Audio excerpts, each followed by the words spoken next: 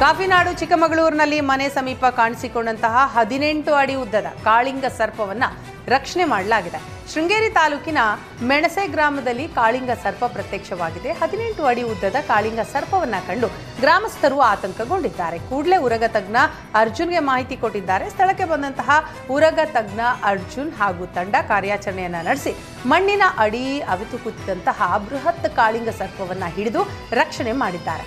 ಬಳಿಕ ಅರಣ್ಯಾಧಿಕಾರಿಗಳ ನೇತೃತ್ವದಲ್ಲಿ ಕಾಳಿಂಗ ಸರ್ಪವನ್ನ ಅರಣ್ಯಕ್ಕೆ ಬಿಡಲಾಗಿದೆ. ಬಿಡಿಎ ಭೂಸ್ವಾಧೀನ ಹೆಸರಿನಲ್ಲಿ ವಂಚನೆ ಆರೋಪ ಕೇಳಿಬಂದಿದೆ. ಬೆಂಗಳೂರಿನ ಎಲೆಕ್ಟ್ರಾನಿಕ್ ಸಿಟಿಯ ರೇಣುಕಾ ಯಲ್ಲಮ್ಮ ಬಡಾವಣೆ ನಿವಾಸಿಗಳಿಗೆ ವಂಚನೆ ಮಾಡಿರುವಂತಹ ಆರೋಪ ಕೇಳಿಬಂದಿದೆ. ಎಲೆಕ್ಟ್ರಾನಿಕ್ ಸಿಟಿಯ ಮೈಲಸಂದ್ರ ಸಮೀಪ 800 ಮನೆಯ ಬಡಾವಣೆಯಾಗಿದ್ದು, ಇತ್ತೀಚೆಗೆ ಬಿಡಿಎ ಭೂಸ್ವಾಧೀನಕ್ಕೆ ಜಮೀನಿನ ಮೂಲ ರೈತರಿಗೆ ನೋಟಿಸ್ ಕೊಡಲಾಗಿದೆ. ರೆವೆನ್ಯೂ ಬಡಾವಣೆ ಆದ್ದರಿಂದ ಮೂಲ ರೈತರಿಗೆ ನೋಟಿಸ್ ನೀಡಿದ್ದಕ್ಕೆ ಬಡಾವಣೆ ನಿವಾಸಿಗಳು ಆತಂಕಗೊಂಡಿದ್ದಾರೆ. ಬಡಾವಣೆ ನಿವಾಸಿಗಳ ಆತಂಕವನ್ನೇ ಬಂಡವಾಳ ಮಾಡಿಕೊಂಡು ಶ್ರೀನಿವಾಸ್ ಮತ್ತು ಕೆಲವರು ನಿವಾಸಿಗಳಿಂದ ಹಣ ವಸೂಲಿ ಮಾಡಿದ್ದಾರೆ ಅಂತಲೂ ಕೂಡ ಆರೋಪ ಇದೆ. ಬಿಡಿಎ ಭೂಸ್ವಾಧೀನ ಕೈಬಿಡಿಸೋದಾಗಿ ಹಣ ವಸೂಲಿ ಮಾಡಿದ್ದು, ಹಣ ವಸೂಲಿ ಮಾಡಿದವರ ವಿರುದ್ಧ ಕ್ರಮಕ್ಕೆ ಸ್ಥಳೀಯರು ಈಗ ಆಗ್ರಹಿಸಿದ್ದಾರೆ. ದಕ್ಷಿಣ ಭಾರತದ ಖ್ಯಾತ ನಟ ಡ್ಯಾನ್ಸ್ ಮಾಸ್ಟರ್ ಪ್ರಭುದೇವ ತಮ್ಮ ತಾಯಿಯ ಊರಾದ ಮೈಸೂರು ಜಿಲ್ಲೆಯ ನಂಜನಗೂಡು ತಾಲೂಕಿನ ಕೆಂಬಾಳು ಗ್ರಾಮಕ್ಕೆ ಭೇಟಿ ಕೊಟ್ಟರು. ಗ್ರಾಮದಲ್ಲಿ ಶಿಥಿಲಾವಸ್ಥೆಯಲ್ಲಿದ್ದಂತಹ ಚೋಳರ ಕಾಲದ ಮಲೈ ಮಹದೇಶ್ವರ ದೇವಸ್ಥಾನವನ್ನು 25 ಲಕ್ಷ ರೂಪಾಯಿ ವೆಚ್ಚದಲ್ಲಿ ಜೀರ್ಣೋದ್ಧಾರ ಮಾಡಿಸಿದ್ದಾರೆ.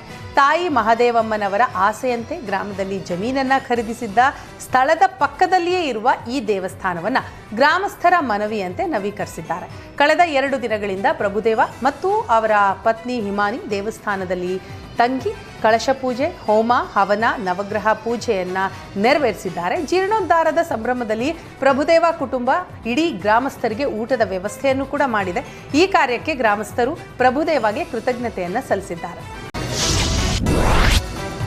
ಕಾಫಿನಾಡು ಚಿಕ್ಕಮಗಳೂರಿನಲ್ಲಿ ಮನೆ ಸಮೀಪ ಕಾಣಿಸಿಕೊಂಡಂತಹ 18 ಅಡಿ ಉದ್ದದ ಕಾಳಿಂಗ ಸರ್ಪವನ್ನ ರಕ್ಷಣೆ ಮಾಡಲಾಗಿದೆ. ಶೃಂಗೇರಿ ತಾಲೂಕಿನ ಮೆಣಸೆ ಗ್ರಾಮದಲ್ಲಿ ಕಾಳಿಂಗ ಸರ್ಪ ಪ್ರತ್ಯಕ್ಷವಾಗಿದೆ. 18 ಅಡಿ ಉದ್ದದ ಕಾಳಿಂಗ ಸರ್ಪವನ್ನ ಕಂಡು ಗ್ರಾಮಸ್ಥರು ಆತಂಕಗೊಂಡಿದ್ದಾರೆ. ಕೂಡಲೇ ಉರಗ ತಜ್ಞ ಅರ್ಜುನ್ಗೆ ಮಾಹಿತಿ ಕೊಟ್ಟಿದ್ದಾರೆ. ಸ್ಥಳಕ್ಕೆ ಬಂದಂತಹ ಉರಗ ತಜ್ಞ ಅರ್ಜುನ್ ಹಾಗೂ ತಂಡ ಕಾರ್ಯಾಚರಣೆಯನ್ನ ನಡೆಸಿ ಮಣ್ಣಿನ ಅಡಿ ಅವಿತು ಕೂತಿದ್ದಂತಹ ಬೃಹತ್ ಕಾಳಿಂಗ ಸರ್ಪವನ್ನ ಹಿಡಿದು ರಕ್ಷಣೆ ಮಾಡಿದ್ದಾರೆ. ಬಳಿಕ ಅರಣ್ಯಾಧಿಕಾರಿಗಳ ನೇತೃತ್ವದಲ್ಲಿ ಕಾಳಿಂಗ ಸರ್ಪವನ್ನ ಅರಣ್ಯಕ್ಕೆ ಬಿಡಲಾಗಿದೆ.